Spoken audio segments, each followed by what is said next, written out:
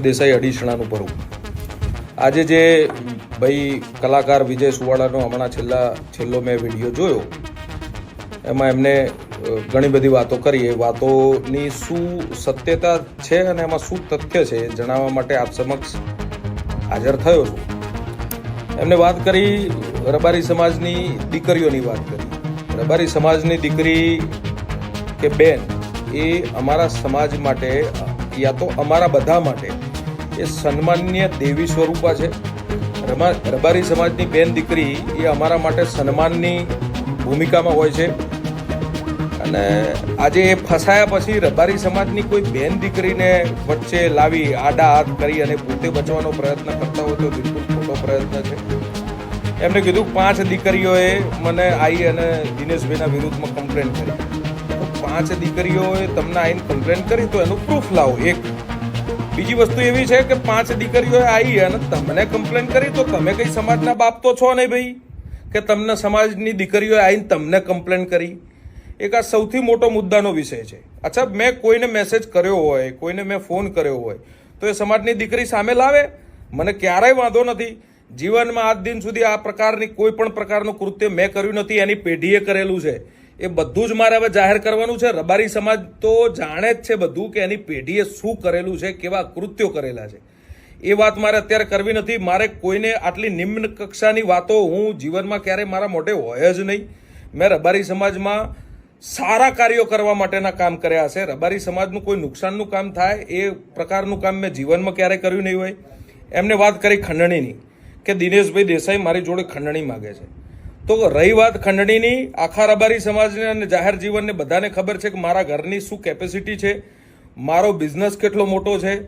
અને બિઝનેસ આટલો મોટો હોવા છતાં જો હું એના જોડે 5-25 હજાર રૂપિયાની ખંડણી લેવા વાળો હોઉં તો એ ક્યારેય કોઈના માનવામાં નહીં આવે. એ પૈસા ઉઘરાવવાનું કામ એમનું છે. એક પ્રોગ્રામના એ 50,000 લેતા હશે, લાખ રૂપિયા લેતા હશે કે કદાચ 1.5 લાખ રૂપિયા લેતા હશે. તો એમાંથી કંઈ 50,000 રૂપિયા મારે લેવાના હોય એવું ક્યારેય હોય જ ના શકે.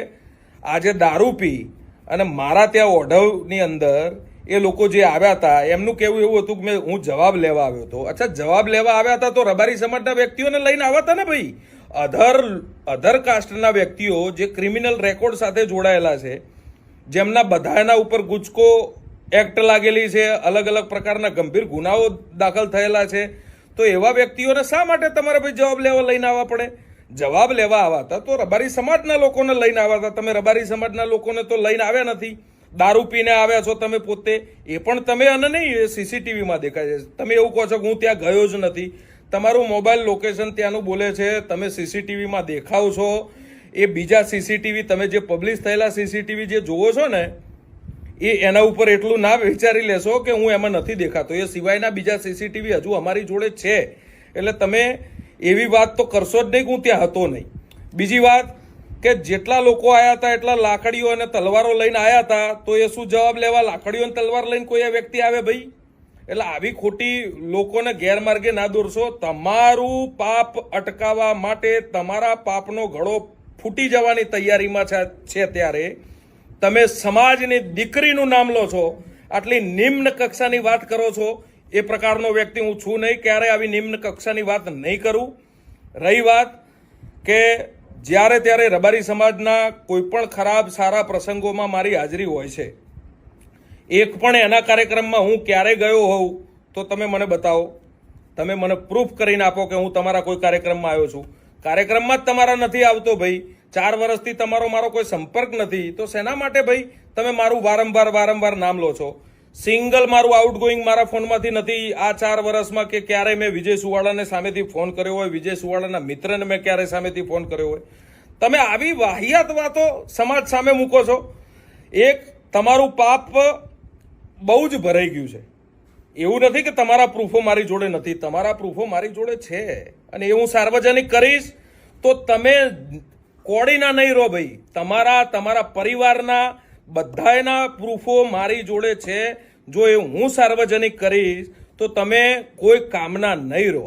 રહી વાત ધમકીની, ખંડણીની, તો મારું ઘર ધમકી આપે એવું ક્યારેય કામ ના કરી શકે. હું ક્યારે કોઈ વ્યક્તિ જોડે ખંડણી માગું એવું ક્યારેય ના બની શકે. એટલા માટે ના બની શકે કે મારી પોતાની ફાઇનાન્શિયલ ઇન્કમ સારી જ છે, મારી ફાઇનાન્શિયલ કેપેસિટી સારી જ છે, હું ક્યારે પૈસા ઉઘરાવા જતો જ નથી.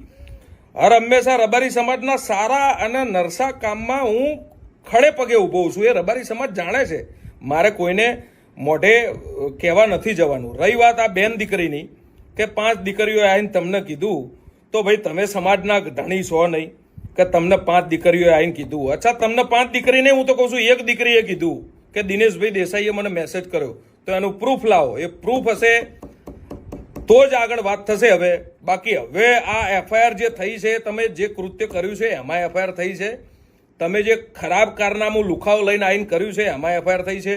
અને જો જવાબ લેવા તમે મારી જોડે આવ્યા હતા, રબારી સમાજના લોકો જવાબ લેવા આવ્યા હતા, તો દિવસે પણ આવી શકે ભાઈ. અને એ વડીલોની વાત હતી તો વડીલોને પણ મળી શકે.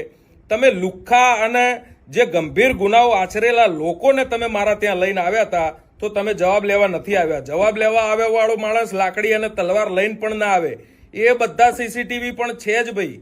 અને જવાબ લેવા વાળો 20 ગાડી, 9 બાઇક અને 1 રિક્ષા, એમાં બીજી જ્ઞાતિના લોકોને લઈને જવાબ લેવા આવવાનો અધિકાર તમારો નથી ભાઈ. એટલે આ વિડીયોના માધ્યમથી રબારી સમાજને હું વિનંતી કરું છું, સાચું શું છે, સારું શું છે, ખરાબ શું છે, આપ સૌ જાણો છો. આ વિડીયોના માધ્યમથી એટલી લાગણી દર્શાવું છું કે જો રબારી સમાજ માટે મેં ક્યારેય પણ નાનું મોટું કામ કર્યું હોય તો મને આપનો આશીર્વાદ, આપનો પ્રેમ દર્શાવજો. આભાર, ધન્યવાદ.